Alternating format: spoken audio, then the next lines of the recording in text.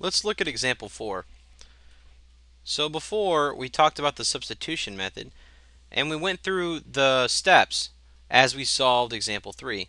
So now let's go through those steps and solve example 4. So in this problem, remember our first step is we want to solve for one of the variables. Notice equation 2 is already solved for y. So all we have to do is take that and plug that into equation 1. So if I take negative 4x plus, and instead of writing y, I'm going to write 4x plus 8.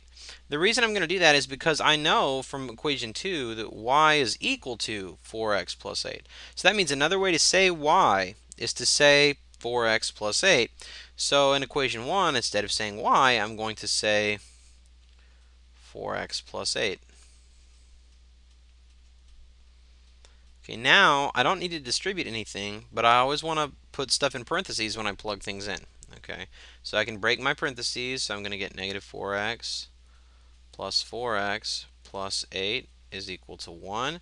So now if I take negative 4x and I add them, that's 0. So now I get 8 is equal to 1.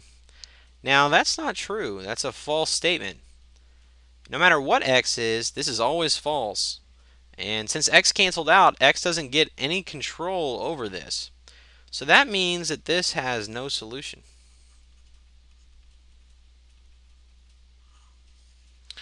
Okay, and if we examine this closely, if we take this equation 1, and if we take this negative 4x and we added it to the other side, then this equation is the same thing as y is equal to 4x plus 1. But equation 2 is already written as y is equal to 4x plus 8. That means since these equations both have the same slope, then that means that they're both going to be parallel lines. And since they don't have the same y-intercept, that means that they don't have that point in common. So if two lines that have the same slope don't have at least one, if they're either going to have every point in common or they're going to have no points in common. And since they don't have that point in common, that means that they're not going to have anything in common. Think about the graphs. Let's say equation 1 would look something like this. Maybe I need to go up a little further so it doesn't look like it's 0. It's supposed to hit 1 here.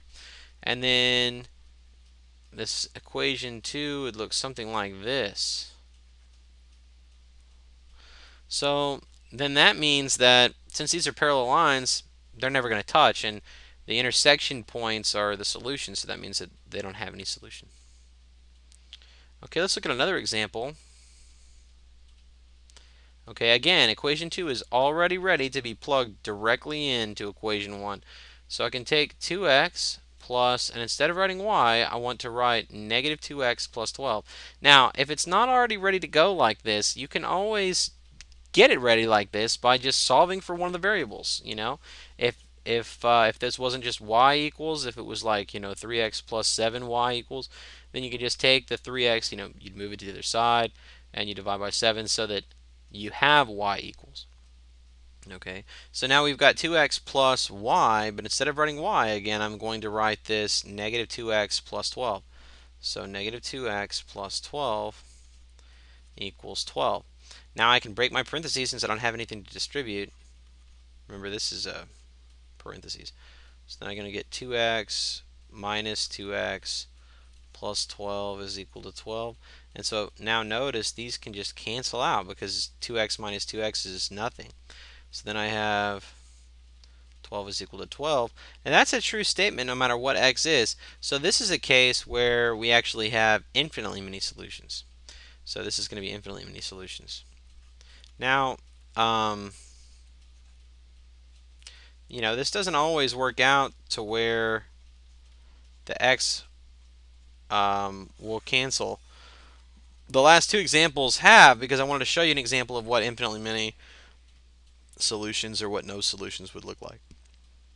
And in fact, if we took equation 1, if we move the 2x to the other side, then this would be the equation. This would be the equation y is equal to negative 2x plus 12.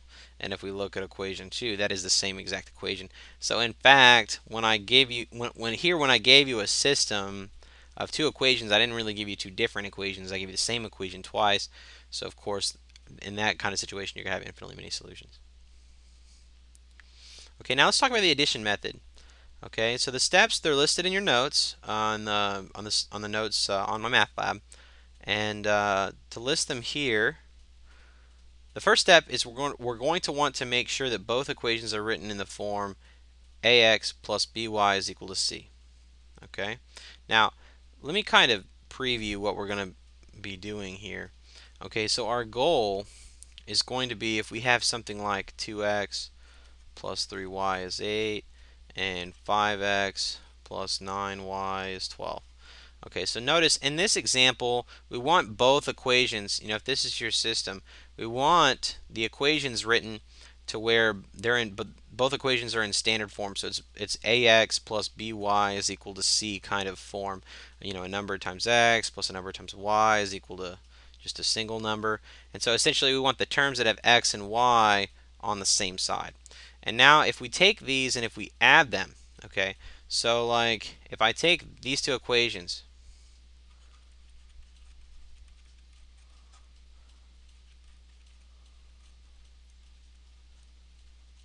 you can most definitely add these.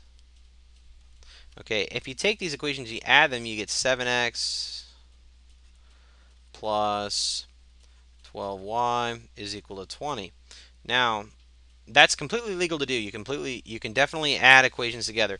But notice, if I do this and I add these equations together, nothing, we don't really get, we don't benefit anything from this because we still have an x and a y, and so nothing will work out. However, if I had taken this top equation, okay, so if instead of doing this, if I took this top equation and I multiplied it by, say, negative 5, and I take this bottom equation and I multiply it by 2, now the question is going to be, well, why are you taking the top equation and multiplying it by negative 5? Why are you taking the bottom equation and multiplying it by 2? Well, the reason is because if I do take negative 5 and multiply it by 2x, if I multiply those, then I'm going to get negative 10x. Okay, now the negative 5 is going to have to get multiplied by every part here, but the x part is going to become negative 10x. And here the x part is going to become 10x. So now if you add them, it will cancel. So here you would get negative 10x minus 15y is equal to negative 40. Oops. Okay, now why did I get those numbers? Because if I take negative 5 and multiply by 2x, I get negative 10. Multiply negative 5 times 3y, you're going to get negative 15. And multiply negative 5 times 8, you're going to get negative 40. And now if I multiply these, I'm going to get 10x plus 18y is equal to 24. And then if I add them, then this becomes 0, this becomes 3y, and this becomes negative 16. And I didn't plan this, I just came up with this off on the fly, so it's got a fraction answer. When you divide by 3 on both sides, you get y is equal to negative 16/3. See, now the nice thing about it is I cooked this so that one of the variables would cancel. You could have easily eliminated y also. In fact, it would have been easier to eliminate y because you could have just taken this first equation, multiplied it by negative 3, taken the bottom equation, done nothing to it, and then this would have been negative 9, and this would have been 9, and that would have canceled out. Okay, and then now to solve from here, in the rules it'll state we'll need to take this and plug it into one of the other original problems, and then we'll need to check. So just to see all those rules again, first we need to take the problem and make sure it's in both equations are in ax plus by equals c format. Then we need to multiply one or both of the equations by a constant so that the coefficients in front of one of the variables are negatives of each other. So like in that kind of mini example that I was showing there, I took the top equation and multiplied it by like negative 5. The bottom I multiplied by 2, so that in one of them would become negative 10x and the other would become 10x. And so that way, in effect, they are negatives of each other. Then you'd need to add the two equations together, which is what I had done after that. And then now you should only have one variable, which we did. There towards the end, we just had a y variable, and then you wanted to solve that. Okay, which I did. I think I got like negative 3/16 or vice versa, something like that. And then you have to substitute that into one of the other equations to find the other variable. So like we don't know what x is, we know what y is. So to find x, you can plug that into any one. That value of y, you plug that into any of the equations, and you'll find out what the answer really was. And then to check, then of course we have to check. We want to make sure that our ordered pair is actually a solution. So now let's look at another example. Okay, so in this example, this is a really nice problem because here we don't actually have to multiply anything by either of the equations. If we want to eliminate y, all I have to do is I can eliminate y just by adding, because this is already negative y and this is y. So these are already negatives of each other. So I can just straight out add, and that'll eliminate my y's. I could multiply, say, the bottom equation by like negative 1, because then this would be negative x, and I could eliminate my x's. But it doesn't matter which variable you eliminate. So if I add these equations, okay, and now remember, the way we're going to add these equations is just like how we add numbers. If you have like 1, 2, 3, plus 4, 5, 6, you just add these, you add these, and you add these. Okay. Now, in this example, like, we're not going to need to, when you're adding equations and stuff like this, you're just adding them term by term. So you don't need to, like, carry a 1 or anything. Like, it's okay to write a 10 or something like that. So, like, 1x and 1x is 2x's.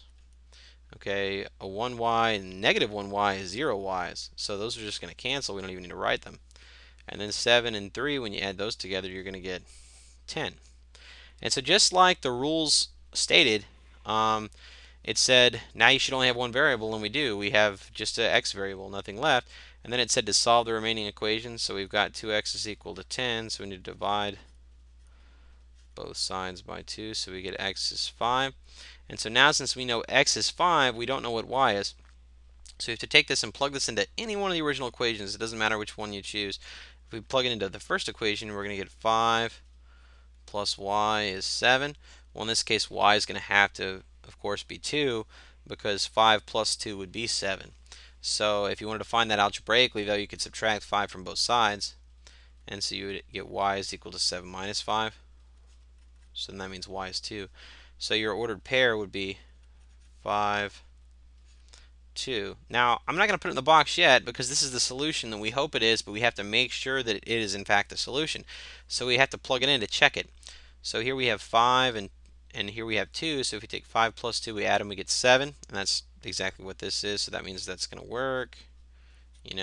If we take 5 and 2 and we plug them in here, we're going to get 5 minus 2. 5 minus 2 is going to be 3. And that's what this says it should be. So that means that it is going to work for both solutions. Okay. Now, if it's a complicated one, I would want to see some sort of work to show that you indeed checked it. Okay. And so this is going to go through all of those steps. I had made these so that I could go through each step as I went through the problem, but I've already gone through the problem. So now let's look at another example, and I'm going to put that in a last video.